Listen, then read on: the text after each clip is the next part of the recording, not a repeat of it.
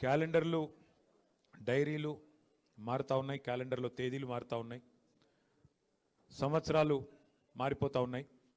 కానీ కాంగ్రెస్ ప్రభుత్వం మీద ఎన్నో ఆశలతో ఓట్లేసిన ప్రజల జీవితాల్లో మాత్రం గత 2 సంవత్సరాలుగా ఎలాంటి మార్పు రాలేదు. ఇంకా ఏమైనా మార్పు వచ్చింది అంటే అది తిరోగమనం వైపు, అంటే తిరిగి ఏదైతే పాతకాలంలో ఉండే పరిస్థితులు ఉండేదో, తెలంగాణ రాక పూర్వం కేసీఆర్ గారు ముఖ్యమంత్రిగా పదవి బాధ్యతలు చేపట్టక పూర్వం మళ్ళీ అదే పరిస్థితి ఈరోజు తిరిగి తిరోగమనం వైపు ప్రయాణిస్తున్న ఈ సందర్భం స్పష్టంగా మనకు కనబడతా ఉన్నది.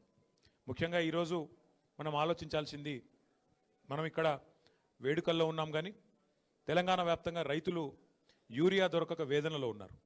చలికాలంలో ఈరోజు పొద్దునే నేను చూస్తూ ఉన్నా, చలికాలంలో ఇంతటి చలిలో మొత్తం రాష్ట్ర వ్యాప్తంగా ఉన్న రైతాంగం ఒక్కొక్క యూరియా బస్తా కోసం అల్లాడిపోతూ ఇవాళ గంటల తరబడి దినాల తరబడి లైన్లు కట్టే దుస్థితి మళ్ళీ తెలంగాణకు దాపురించిన పరిస్థితిని మనం చూస్తూ ఉన్నాం.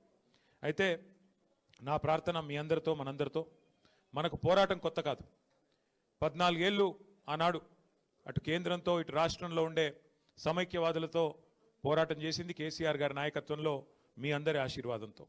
అట్లాగే 10 ఏళ్ళు మరి తెలంగాణ రాష్ట్రం ఏర్పడ్డ తర్వాత మీ అందరి కష్టంతో, మీ అందరి దయతో కేసీఆర్ గారు ముఖ్యమంత్రిగా పదవి బాధ్యతలు చేపట్టిన తర్వాత 10 ఏళ్ల తెలంగాణ మీద కేసీఆర్ గారి ప్రగతి సంతకం చిరస్మరణీయమైనది, దాన్ని ఎవరు తుడిపేయలేదనే మాట కూడా నేను మీకు గుర్తు చేస్తూ ఉన్నా.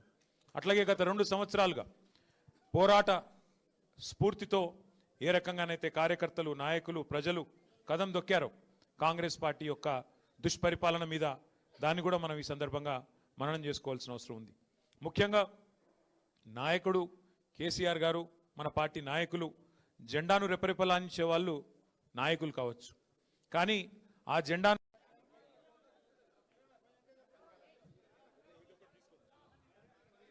గోడ క్యాలెండరు, టేబుల్ క్యాలెండరు, తర్వాత డైరీ, 3 ఆవిష్కరణ జరిగింది. ఈ 3 మనకు చాలా విలువైనవి.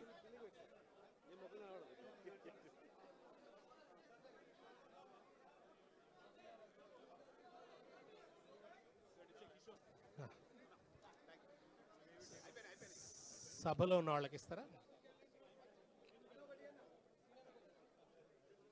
ఇస్తారు. మీరున్న చోటుకే తెచ్చిస్తారు.